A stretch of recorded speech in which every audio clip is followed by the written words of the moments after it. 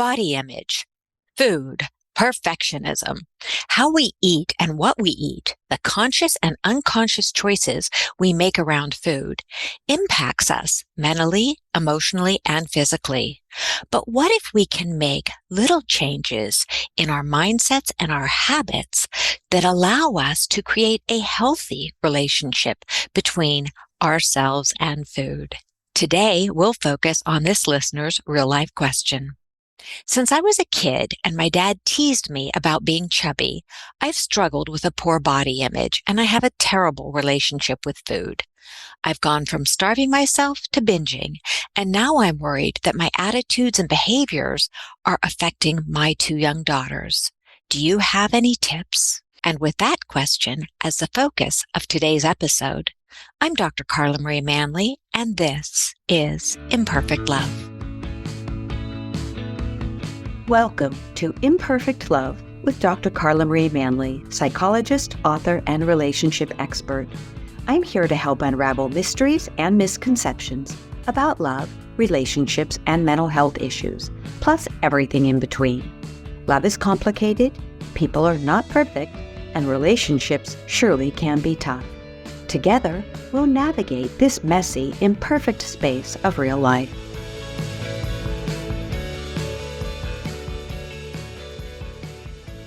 Today, I'm joined by a very special guest, Bri DeRosa, who will be sharing her expertise on food, family, and body image. Bri comes to us from the Family Dinner Project, and she has a wealth of real-life experience around food. So, welcome to the podcast, Bri. Thanks so much for having me. It's fun to be here. It's a delight to have you. So before we dive into the question of the day, can you tell us a little bit about what makes you, you? Oh gosh, there are so many things that make me me, but I'm going to say, you know what? Family dinner is a huge instrumental part of what makes me me. You know, I'm very lucky to come from a very long lineage of huge extended family where food and family dinner and sharing moments around the table together was really, really important. My mother's side of the family was culturally Swedish. They were immigrants, and they used to welcome us to fika, which is afternoon coffee and sweets, every time we were able to visit them. That was a very important kind of ritual to them.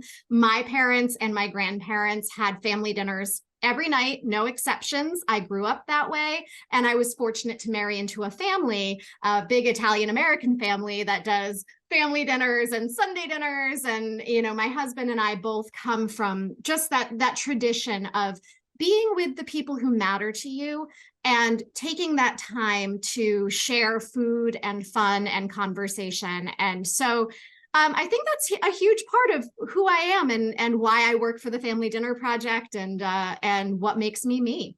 Thank you. And before I ask you about the Family Dinner Project, I just loved when we were going before the podcast, and I saw some of your paperwork, and when I asked you what helps you be your best self, and your response was hugs, long walks, good food, coffee, all non-negotiable. Absolutely. Absolutely non-negotiable. My husband will tell you he doesn't drink coffee. He learned to make coffee when we got married, so that because he wakes up before I do usually. And so that like he knows, like, just give her coffee and let her give her coffee, give her a hug, like start the day. And life will go 100% better for everybody. Yeah.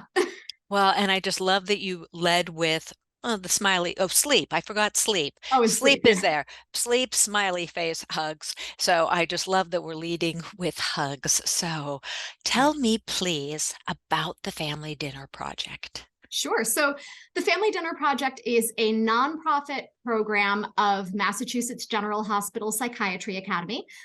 We were founded well over a decade ago, and basically, our entire mission is to bring food, fun, and conversation to families so that everybody can access the research-backed benefits of shared meals. And we say to people, look, family doesn't have to mean your family of origin, right? Family can mean anyone who makes you feel like you, anyone who is special to you, right? It doesn't have to be dinner, even. It can be any meal, any opportunity to break bread together.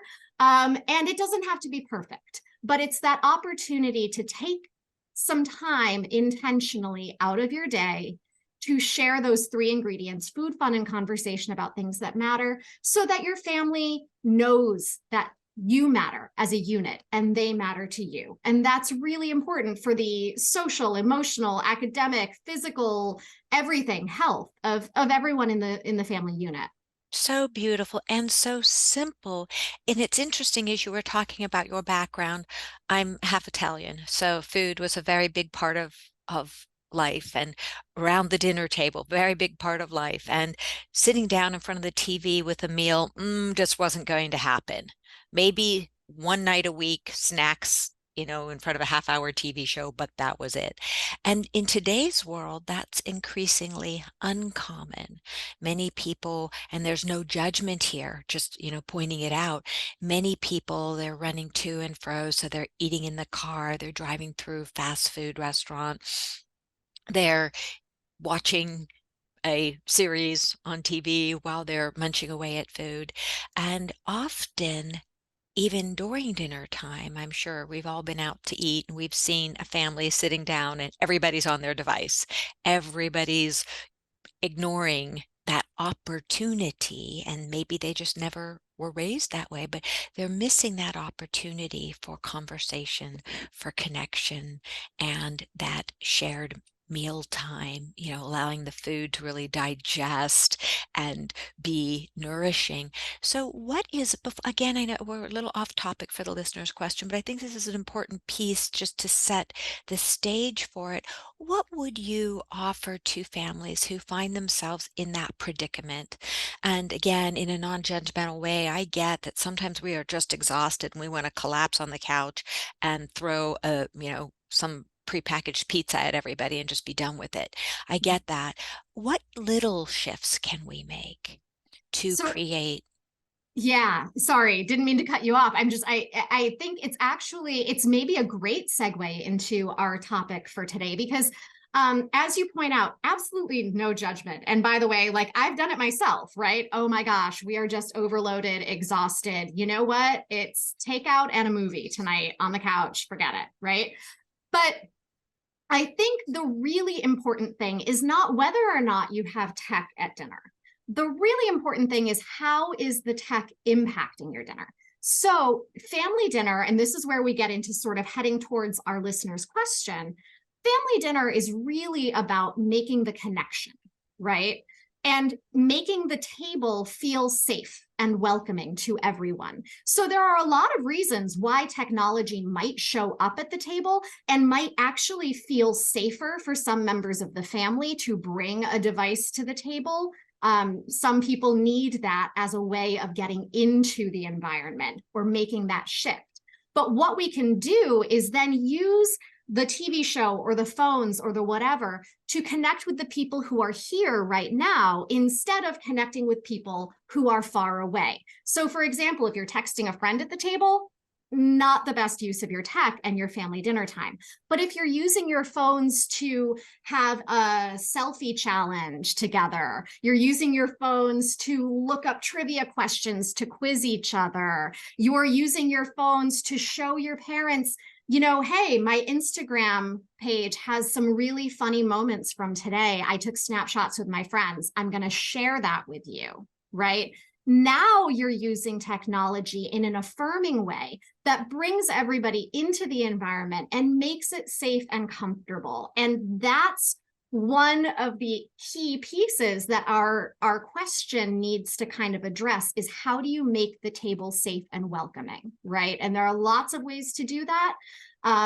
But if you do find yourself in that kind of technology trap, just try turning it around. Don't take the phones.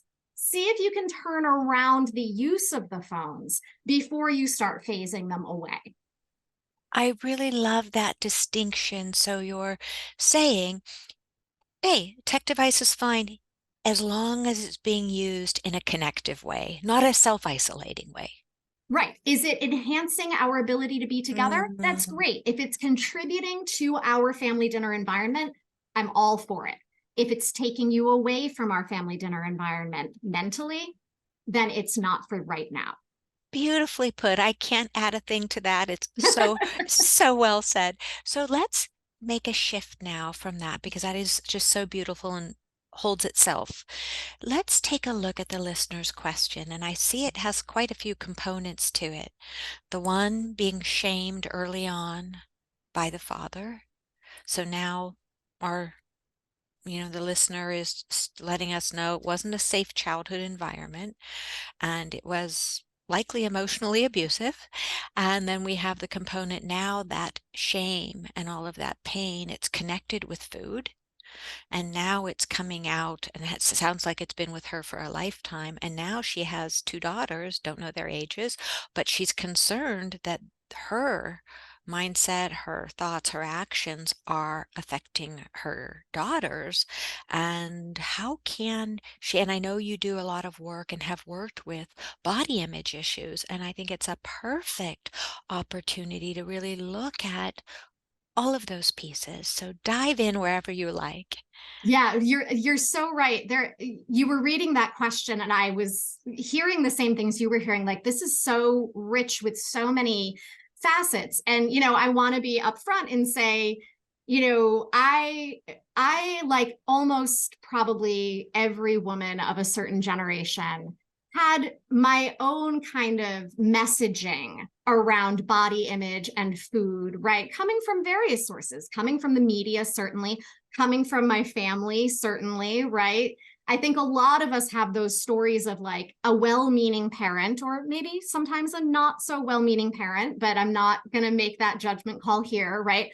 But a parent who had something to say on the topic of our body shape or size, our appetite, our eating choices. The My mother used to tell us how many calories were in a certain new recipe every time we ate, and it was like really draining, right? It was like, I don't care if there's 200 calories in the soup. I really don't. I'm just hungry.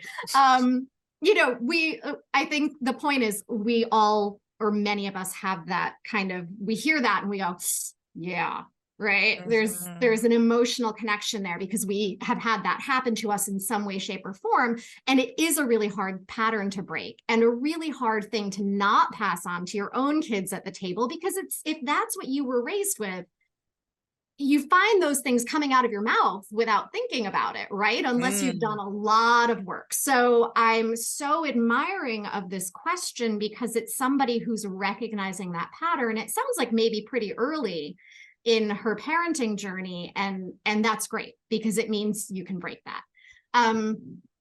We have done some work with, we've done a whole special section on eating disorders and body image, and how do you navigate these things at the table. And we've talked to a lot of experts in the field, people who are far more expert than I am, clinically speaking. But I think it does come back to, you correctly identified, this is a person who didn't have a safe experience at family dinner Mhm. growing up. And so what she's seeking now is, how do I feel safe to make my children feel safe? And that's where I think we can key in.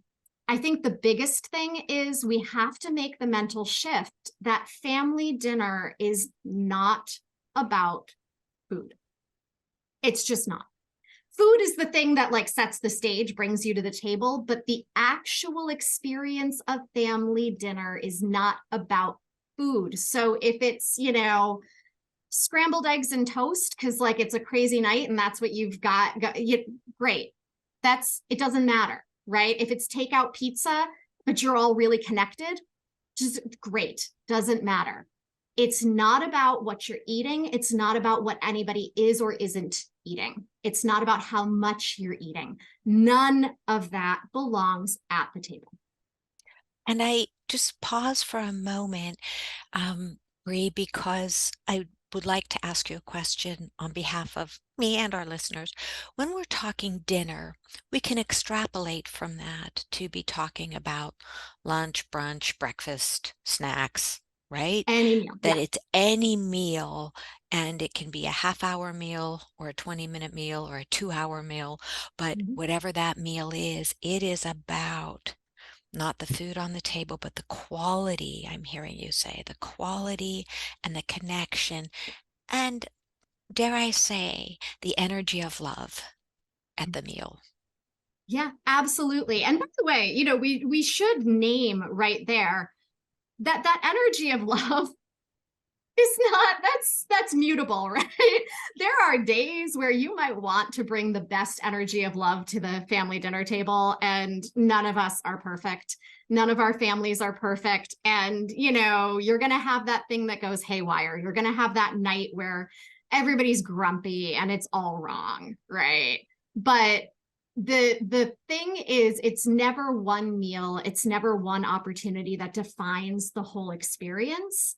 And I think it's really important that we always have in mind, you can do better, right? You can repair, you can move on. So in the case of tension at the table, or realizing that you've said something or done something that maybe was not what you want going forward for you and your children, you can absolutely say to your kids and to your spouse, to whomever, right? Whoever's in your environment, I messed this up. This did not go in my house. There's a phrase we use often. Well, that didn't go as intended. Uh, right? Absolutely. That Absolutely. did not go as intended. And it's okay to say this didn't go as intended, and I'm sorry, and I want to do better. And so here's what we're going to do going forward, and let's try together to do better. It's so beautiful that you're bringing that up today, because the idea of ruptures, which can happen at a dinner table, at any meal, and outside of meals, certainly, it's ruptures, if we look at them correctly, rupture meaning a hiccup, Mhm. a muck up, whatever you want to call it. It's not the muck up. It's how we repair it, how we repair that rupture. Ruptures are inevitable. It is all, and I really, in my next book, The Joy of Imperfect Love, I really focus on, wait a second, ruptures will happen because we're imperfect beings. But if we lean into it, say, I'm sorry authentically for exactly what happened, say how we're going to strive to do it differently, and ask, what can I do to heal this? Then we're really right back on the track of creating that connection, because where love really exists, it allows for the ruptures, and it awaits the repairs hungrily, eagerly, because that's what brings us closer, when we know that's where the safety is. The safety comes from, I got it. I stepped on your toes. I hurt you. Oh, I called you a name. I saw you cringe. Oh, don't want to do that again. Saw that calling you chubby or whatever it was, I saw the look on your face, and I noticed, and I'm so sorry, and I will not do that again. And that is where we can. And one more piece, when you said women of a certain generation or people of a certain generation, it's interesting how, whether I'm working with somebody in their 20s, teens, 30s, 70s, this is a persistent issue. So many of my Gen Z millennial clients will say, oh my goodness, when my dad did this, or my brother did this, or my mom said this, and they still cringe and are still working to create a healthy relationship with their body image, a healthy relationship with their eating. So I think it's an issue that deserves so much attention. So much. Yeah, and I think, there are so many things to unpack there, but one thought that comes to me, and thinking about our questioner as well, one thought that comes to me is there is so much of this that is rooted in perfection, right? Rooted in the pursuit of perfection, which, by the way, social media has not made better. No. And that's part of what I think makes family dinner daunting to a lot of people, is because they see all these people like Instagramming these perfect meals, and they're like, how do you do it every night? I'm like, I don't do that every night. Are you kidding me? Like, no, no, we're not doing perfection.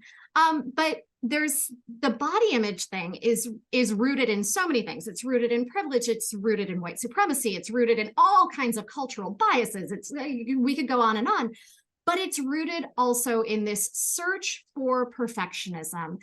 And one of the things that I hear in this questioner is the potential for this to be a person who is so worried about getting it right that the family dinner could become a place of pressure.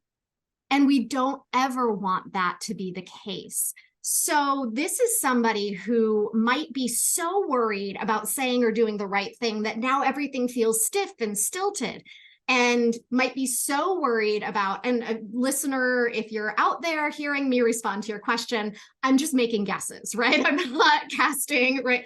But like, I could imagine that you might be so worried about the body image thing that, well, now I'm only going to serve what I perceive to be the healthiest foods so that I never have to make a comment or a judgment about what my child is eating, right? And also my own personal programming is you can only eat these things and not these things because you'll be chubby, all that stuff. All of that needs to go away. We're not looking to make meal times perfect aesthetically, perfect nutritionally, perfect in any way. So all of the pressure around you eat or you don't eat, manners, you sit this way, you use your napkin, you don't say this, you don't do that, all of that needs to go away. The first thing is to make this the safest, most welcoming, most relaxed place, because if it's not, nobody wants to come back. And then you don't get the benefits. And what you do get is a battle that escalates over time. So don't try too hard to do the right things, because you might make yourself do the wrong things. Such sage advice. And I can really see this. I don't know if she's, has a partner or not, but I can see that having this dose of mindfulness, just coming to the table, making whatever it is okay, whatever your best is in that moment, or you're not best. If it's pancakes for dinner, sometimes that's a great thumbs up as you're showing. And I think that it's so important, especially when there are underlying eating issues, right? Binging, starving, that sort of thing, that may certainly need the support of a clinician, a psychologist who specializes in disordered eating, to get her on track. Because we often, the kids in our lives, they notice everything and they know us sometimes far better than we know ourselves. And so she may also really benefit from some mindfulness practices, but also from some support from a specialist who can help her take baby steps toward creating some of those healthier patterns. Yeah, it's such a great point, because if you don't, as a parent, heal your own pattern, whatever that is, it doesn't even have to be around eating and body image.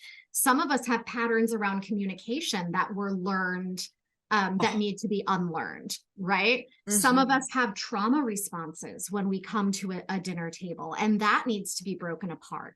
All of this kind of stuff, if you haven't sought external help for something that really might warrant the external help, then I think you do yourself a disservice, but you also do your children a disservice, right? You can't break a pattern with them unless you've fully healed yourself. And it's so hard. I think anybody who's had an eating issue of any kind, that is such a difficult thing to overcome without help.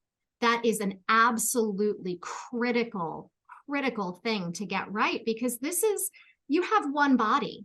You have one vessel within which to live your life. And if it's not getting what it needs, I mean, there's nothing else, right? There's absolutely nothing else but keeping yourself healthy, keeping yourself whole. Absolutely. And I'm thinking of how the patterns that are most essential to us, the habits, right? Eating is one of them. It comes from, our first tastes of breast milk or bottle milk, whatever it is. I mean, our relationship with food is a very primary relationship, and how it's impacted by how we are nurtured or lack of nurturing, the messages that we're given by mom, dad, society, as you say, those are all of those messages are so deeply rooted from early on in life that they naturally have, neurobiologically, they are more hardwired in our systems. And so we want to really be patient with ourselves as we take steps to let go of that which doesn't serve us or our families, and create new wiring that will be very, very fine at first, very easy to let it go awry. It will go awry because that's part of the process. And then just keep bringing back the stronger, making the other patterns, the new patterns, stronger by repetition. Absolutely, absolutely. And I think your podcast is called Imperfect Love, right? We all know this to be true. And at this point, it's almost a platitude, but I'm going to say it anyway because it really applies in this case. You cannot love other people fully unless you love yourself, unless you allow yourself to be loved, right?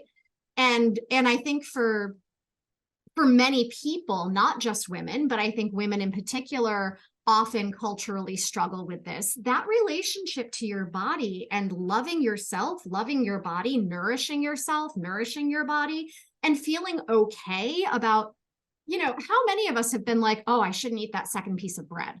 Like, okay, do you want the piece of bread? Is it really, eat the piece of bread, right? And that kind of thing that stops us from being able to fully engage.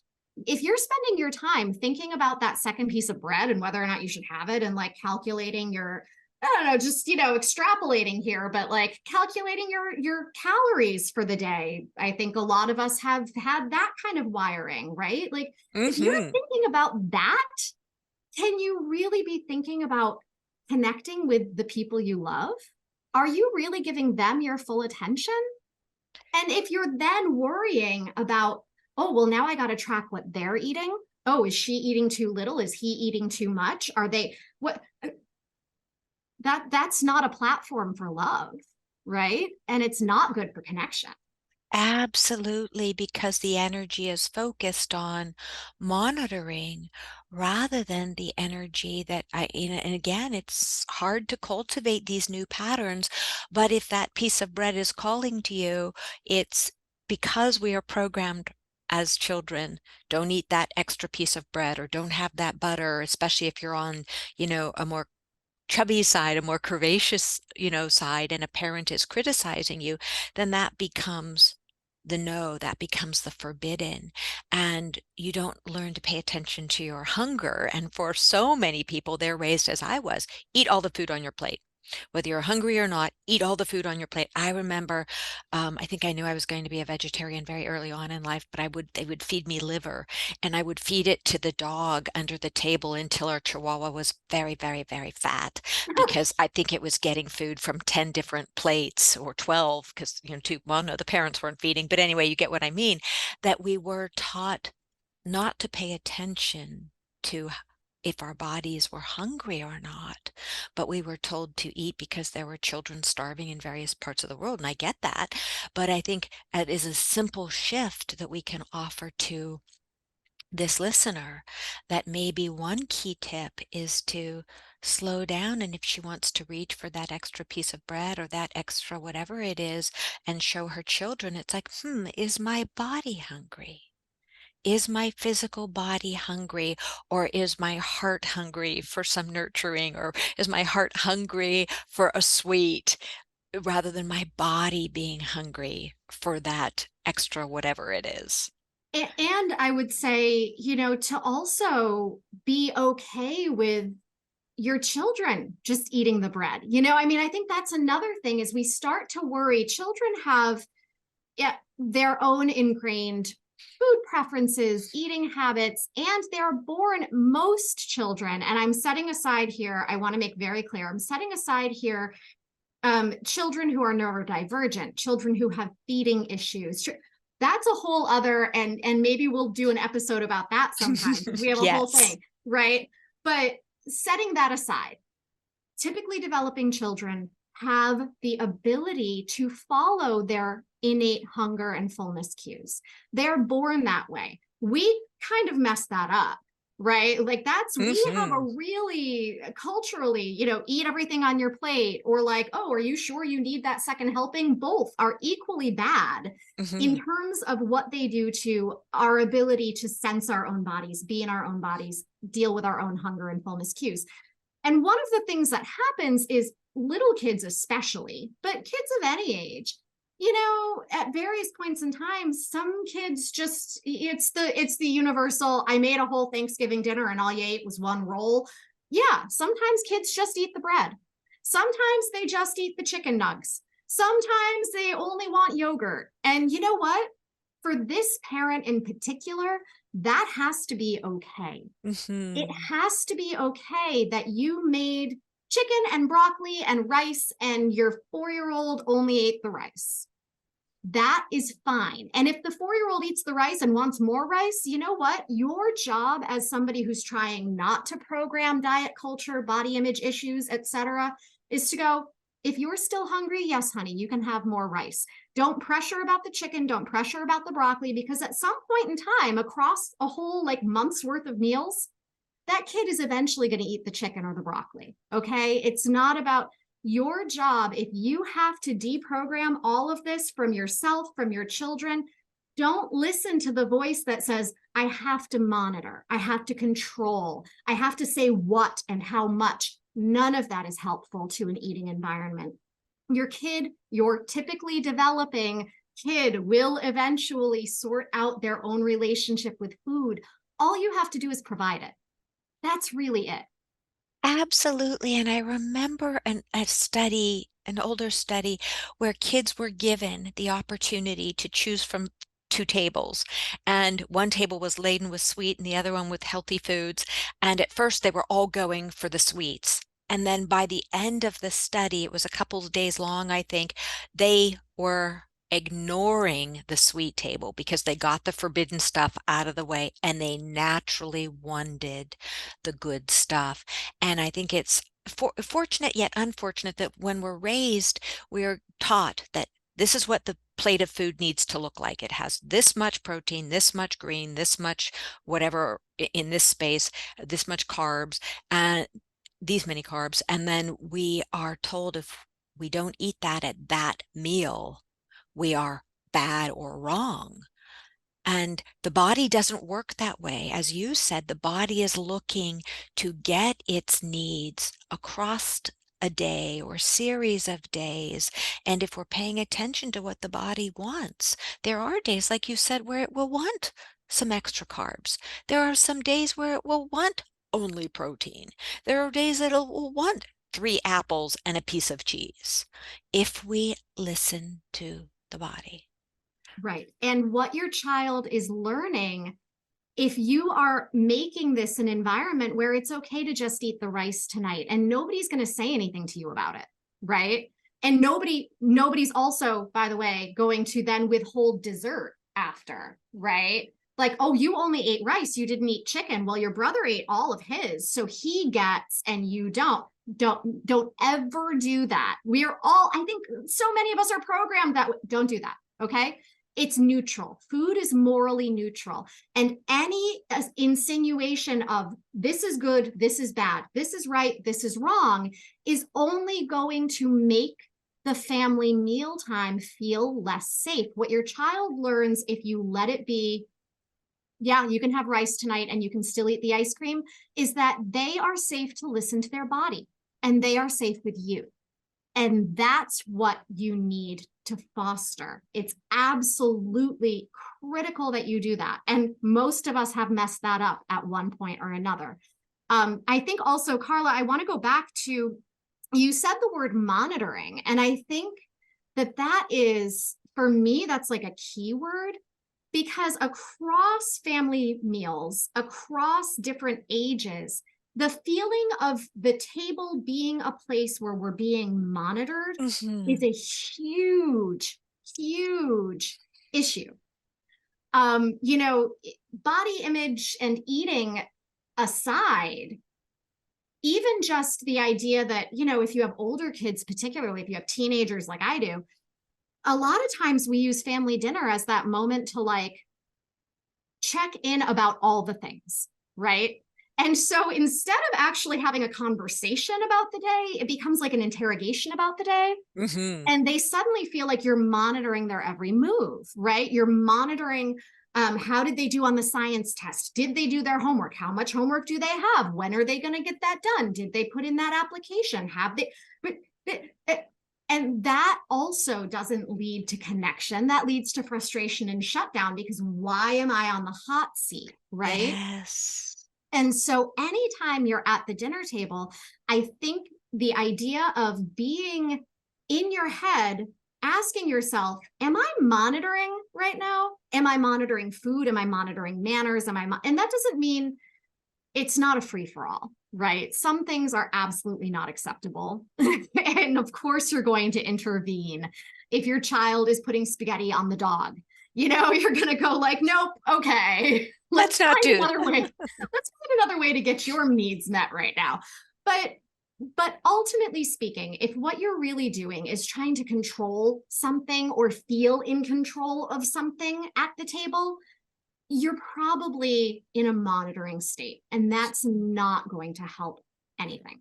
Agreed. And I think that another piece to add to it is I've noticed that when we offer choices, we all like Mm-hmm. choices and kids like choices.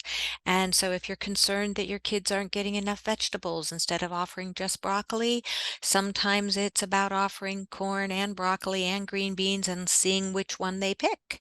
Mm-hmm. And I'm a big person on leftovers, so I love taking whatever's not eaten and either freezing it or making it into something else the next day that's a little bit disguised with, something that that people like.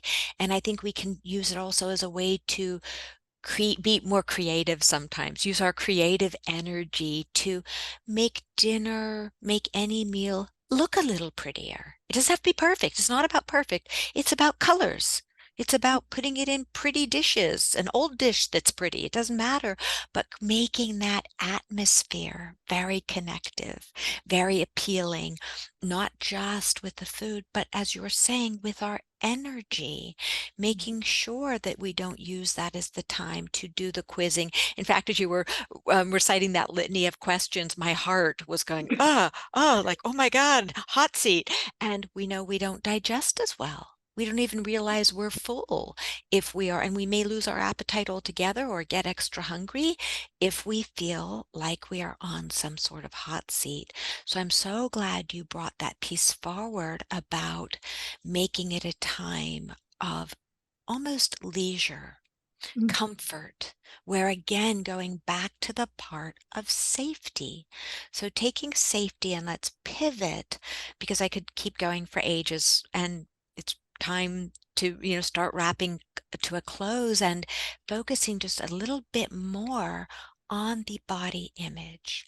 For our listener, what are some tips other than what you've already offered about the psychotherapy, getting the support she needs, eating more mindfully, listening to her body? What are some things she could do to feel better, to get rid of that voice that I imagine just sits in her head?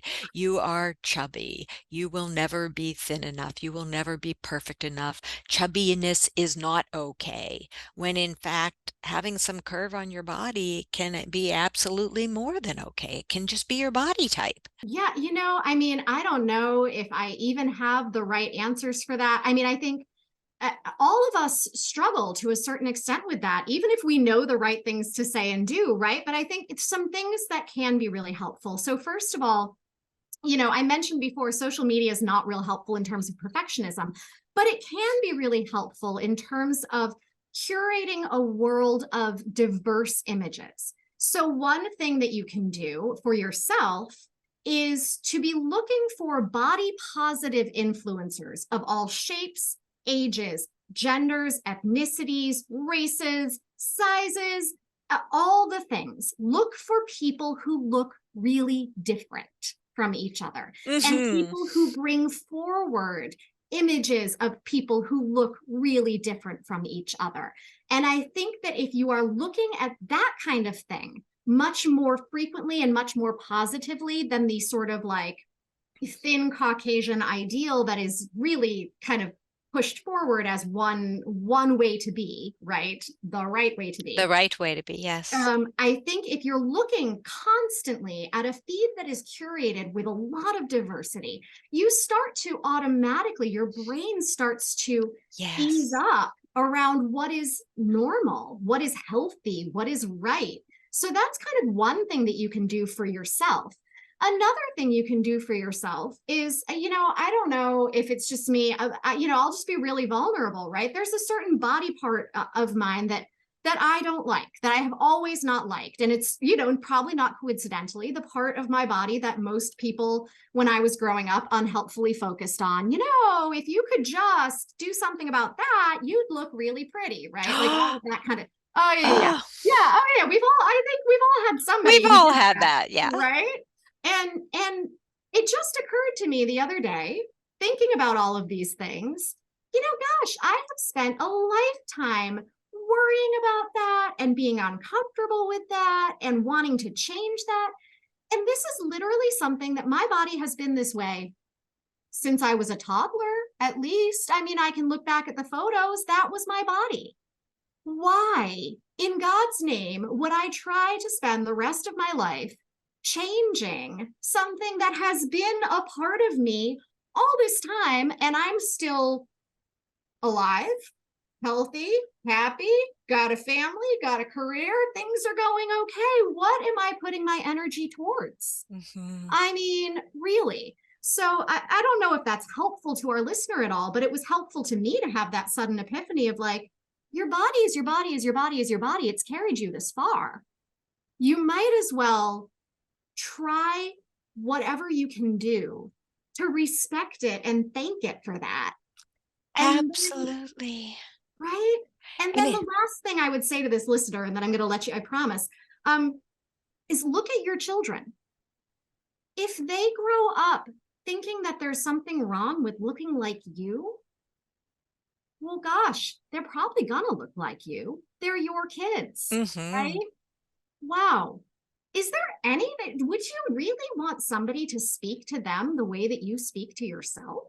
I just would maybe sit with that and think, am I saying things to me that I wouldn't say to them?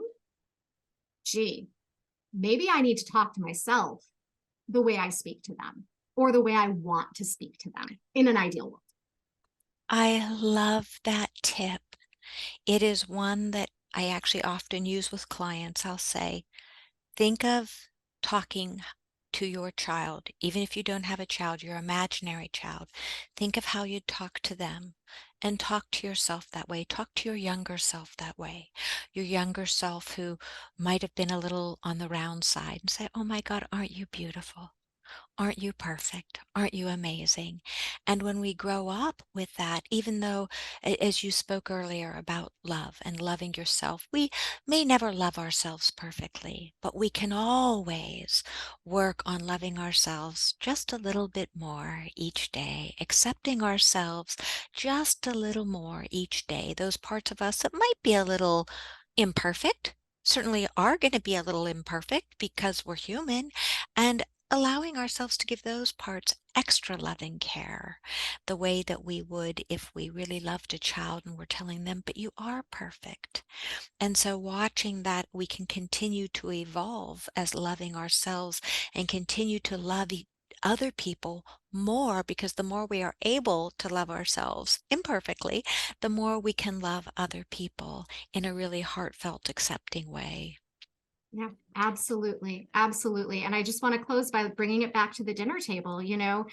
For this listener, I would love this person to be able to move forward using family meal times as an opportunity to re-nourish that part of herself, right? Hmm. Let family meals be the opportunity to eat, in a way that you maybe didn't feel allowed to eat. Let family dinners be a place where you allow yourself to give your children permission that you were not given. Let it maybe sometimes just really break the rules. Maybe it's ice cream sundaes for dinner tonight, just because you know what? Somebody should have done that for you once when you were 8.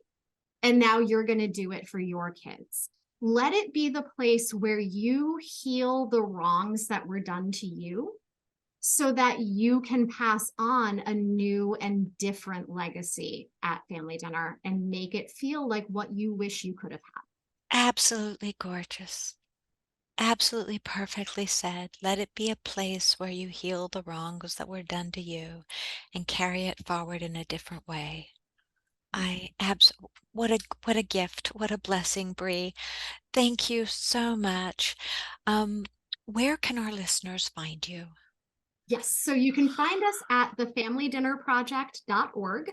We are on the socials, so at the Family Dinner Project on Facebook and Threads and Instagram, I always say Twitter. I don't know, what is it? X, at FDP_tweets. I don't know, but we are out there. And if you are looking for resources around this particular topic, if you go to our site, thefamilydinnerproject.org, just search body image and search eating disorders, and all of that content will come up for you. If it doesn't, message us, let us know that you can't find it. I'll send it to you. And then the last thing I would say is we also do have a book that the proceeds from that book support our nonprofit community programming to help more families. And that book is Eat, Laugh, Talk, the Family Dinner Playbook. You can find that anywhere that books are sold. I happen to have that book. I happen to love that book. It is phenomenal. So thank you. Bri, your message has been, or messages, there's so many of them. It's just been such a delight to share time with you. And I can't wait to have you back so our listeners can hear more about what you do. And especially when we were talking about, working with kids and neurodivergent issues and all of that around the table. So we'll have you back. Thank you so much. It's such a blessing and a joy. Thank you. It was great to be here. Thank you. And this is Imperfect Love. Thanks so much for sharing your time with me today. Remember, you have the power to transform your life and love fearlessly, if imperfectly, and it's my privilege to help you along the way.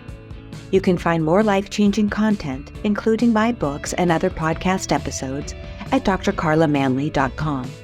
Feel free to submit your own confidential questions through my website. I'll do my very best to include your issue on a future episode. If you found this podcast helpful, please subscribe and leave a review. Until we connect again, this is Dr. Carla Marie Manley wishing you oceans of blessings and love. Please note, this podcast is psychoeducational in nature and is not intended to replace formal mental health support.